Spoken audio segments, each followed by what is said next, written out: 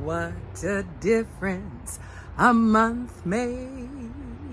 Okay, and some sunshine, but things are finally looking better in the garden. They're not where they should be really, but today we have a cloudy day and a little bit of free rain, which prevents me from having to water and to pay for it. Yay! So let's go around and I'll show you what a miracle 4 weeks and some sunshine has been. Come along. We've got some broccolis in the back. These were ones that I had planted, but forgotten that I had planted, and then I had gone to the store and bought these ones. And these ones have taken a long time to get going, but I did want a lot of broccoli. And like some of it, like this one here, started to flower right away. So we've got some celery. The pole beans are finally starting to come. The tomatillos, lots of little lanterns. This was just a rogue sunflower. I can't grow sunflowers. I put seeds down. Nothing germinates, nothing grows. Well, sometimes it does. I'm thinking about broadcasting them in the place I want them to grow in the fall and hope that they'll come up in the spring, because that seems to work best for my kind of garden. Brussels sprouts are doing well. The celeriac in behind. My red runner beans, they're not doing so great, but that's okay. Let's continue. The 3-tiered garden that I put in the tomato roll hooks in. The tomatoes have doubled in size. Everybody's looking really great.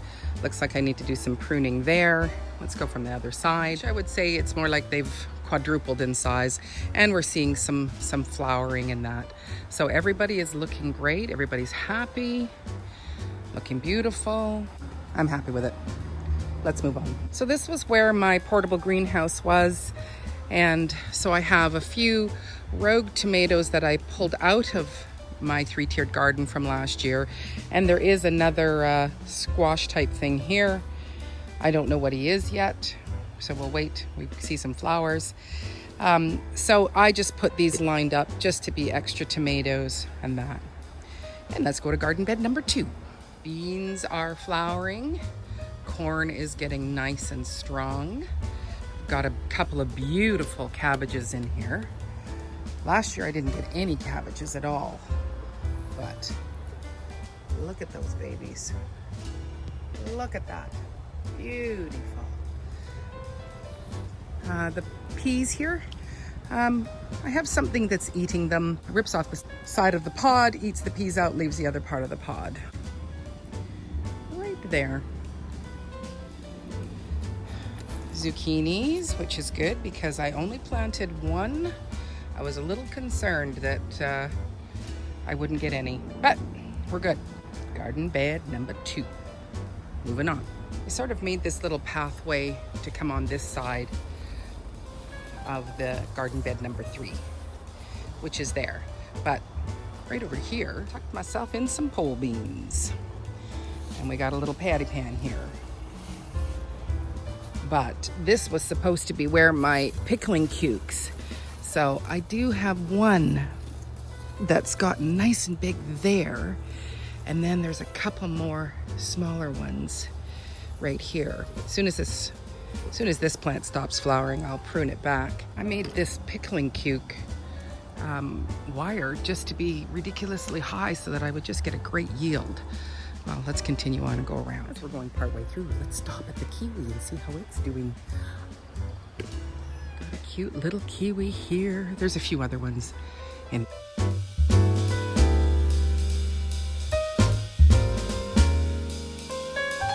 Purple cabbages are starting to get big. They're not forming heads yet, but this is also where we have the carrots. And my second row of carrots is starting in there. I really need to get the bindweed, but it's very meticulous work to pull the bindweed up around carrots so that you don't wreck them. Cauliflower, I struggled with it last year. Again, the leaves are coming up, which is good. I blame the poo-poo tea for that. Back to garden bed number 1. I forgot about the peppers. So these are the sweet peppers, because you can't mix your sweet peppers with your hot peppers. So they are looking good as well. They've gotten some size, which is great. Even though these were planted in the contaminated soil, they've regenerated themselves. Hot pepper bed rogue tomato. I just thought, leave him alone, let him grow, give him a basket. So he's doing well. And I've got the alyssum in and around all of them. So again, seeing some flowers, which is great. So that's encouraging. While we're still in the backyard, I'm just gonna show you the pickling cukes that I potted, SMR 58. And I didn't, when I bought them, I probably knew they were pickling cukes, but when I planted them, I didn't know that. And so then when I looked them up, I was like, oh yay, because the other pickling cukes are taking forever. So we have already picked one, but there is a little bit of a problem with these ones, but I think I'm just gonna keep adding the compost tea to see if that's gonna make them better. So I've got 2 back here. So this is the first one, and you know, we've got a nice cucumber coming along there. Lots and lots and lots of flowers. Added a second basket because I usually start them out with just this first level and then give them the second one. And then this is the other one here, but he is quite yellow. But I am noticing yesterday I gave the compost tea, but it does have 2 beautiful pickling cukes there. We should be able to do at least 1 jar of small jar of pickles to start, just so that I can use them before they go. But the yellowing, and then some of the cucumbers are yellowing. I'm not sure if they're not, you know, getting pollinated, or if there is just a virus. So I'm hoping the compost tea is going to correct that.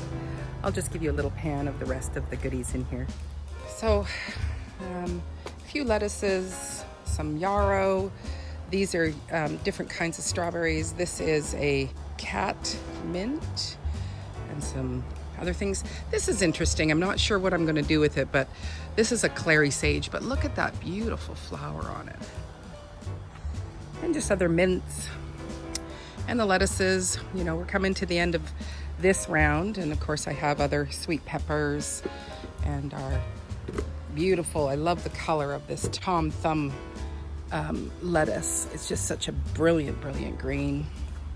More herbs. These guys all look great. And the strawberries. Enough of that, let's go to the front yard. Meet you there. Check this gorgeousness out. Look at those squashes all just running along. Things are looking really, really great.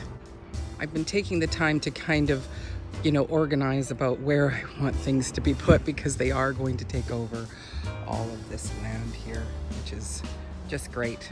The garlic, we are ready to do the pull, so we're going to pull it this weekend, and in there I will replant potatoes, which will be ready in about October. This angle with the potato bed, I pulled most of the potatoes that were yellow, but I have already replanted. One thing that I thought about was, when you plant your potatoes in ground, you hill them up. And really what I should be doing is hilling up our straw as well. Because what I was finding is that where there was deeper straw, the potatoes were much bigger. So I'm gonna be on top of that for this next planting for the fall. Methinks that me is gonna have a lot of spaghetti squash out here. We'll see which ones are gonna take, but yeah.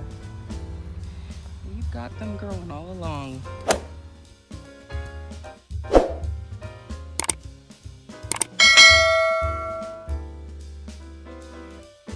Scallopini and patty pans that are coming along. I think they're just like the sunshine squash. They're so pretty. I think some of my squashes are not necessarily getting pollinated. So I have been the last couple of days coming out and trying to hand pollinate them as I go along. We still have to pull all the bindweed out of the leek bed and get all these seed pods topped off. Our artichoke, he's trying. And then I have done about 3/4 of this onion bed. I still suck at growing onions at this point. I have planted them in the same bed, and I guess that is a no-no, so we won't be doing that next year. A quick pan across the mid-yard garden beds and looking at magnolia tree. And these blossoms are wonderful, and when the wind catches the flower, that fragrance is just lemony spicy. It's absolutely divine. I'm slowly but surely taking care of the bindweed. So I do have an olive tree, but I love the gaillardia, which are great pollinators. The bees just love them when it's hot. But as you can see, yeah, I've got the bindweed off there, but not off of here. And then we've got all those beautiful lavenders. It's lovely and fragrant in my mid-yard. So that is July 15th, a month after I did the last recording of doing a yard update. And so, yes, things are looking better. Are they where they should be? Not really, but I'm hopeful that over the next month and a half that we're going to get some great growth and that we'll have a warm fall so that we can take in the harvest, because some of the plants are going to need that period of days to actually create their fruit and to, you know, come to full maturity. So Thursdays is typically when I do my compost tea on the front and the back. But I only did the back yesterday because I had my first corporate gig in between 1.5 years to 2 years. And so I didn't want to use up all my energy. So today was supposed to be composting the front, but the mosquitoes are pretty bad. I get the bites. I don't like the bites. I got the bites. Oh. So I think I'm gonna wait. Tomorrow should be sunny. I do have a gig tomorrow afternoon, so I might have enough time to, you know, get the compost tea done. But I think with all this rain, I'm gonna be also going around and doing a little bit of slug patrol. Anyway, I hope you are well, happy, and are having a wonderful day wherever you are. Take care.